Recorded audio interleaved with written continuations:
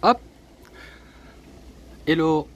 Donc jour 3, ça va, je suis plus proche du début que du départ, donc ça c'est bien.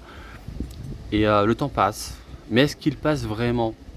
On se dit que le temps passe, mais une des plus grandes énigmes, enfin pas énigmes, un des plus grands mystères, c'est la notion de durée.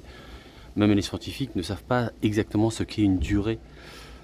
Euh, on dit que le temps passe, mais c'est des mouvements d'objets qui se coordonnent de façon assez bien. Parce que si tout arrivait en même temps, on ne pourrait pas gérer quoi que ce soit. Moi, je prends l'exemple du musée. Par exemple, vous êtes dans un musée et vous voyez un joli tableau. Et vous faites «Oh, quel joli tableau!» Vous tournez la tête et vous voyez un autre tableau et vous faites «Ah, celui-ci est moins joli». Et pourtant, les deux tableaux existent en même temps. Sauf que vous avez un tableau qui est apparu à vos yeux avant le suivant. Donc vous avez un avant et un après. Donc une sensation de temps linéaire qu'on peut segmenter seconde par seconde, etc. C'est le temps horloge, on va dire. La flèche du temps, euh, c'est sympa, mais on ne sait pas d'où vient la flèche. Donc ça, c'est un problème hein, que les scientifiques n'ont pas encore résolu. Et après, l'idée, c'est qu'en fait, chaque instant est inédit. Donc, il est remplacé à chaque instant par un autre instant qui est aussi, lui, inédit. Et deux instants ne peuvent pas coexister en même temps. C'est un peu différent que l'espace. Par exemple, l'espace, on peut segmenter un espace et chaque point d'espace coexiste entre eux. Alors que le temps, par exemple, dans l'espace, on peut aller et venir. Mais dans le temps, on ne peut pas rétrograder. On ne peut pas revenir dans le passé.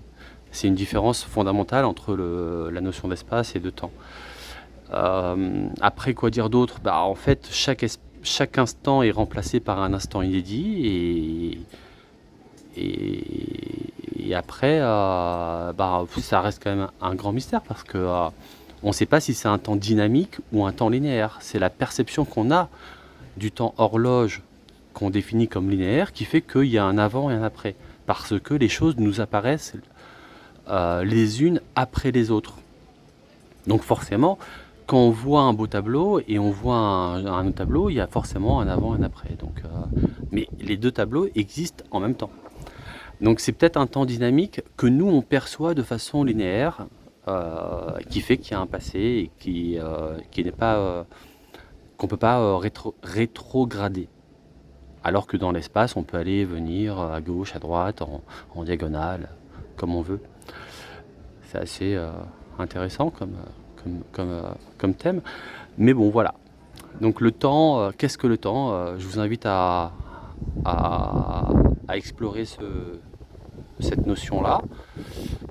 C'est une notion intéressante. Donc voilà, c'était un petit peu ma petite réflexion du jour.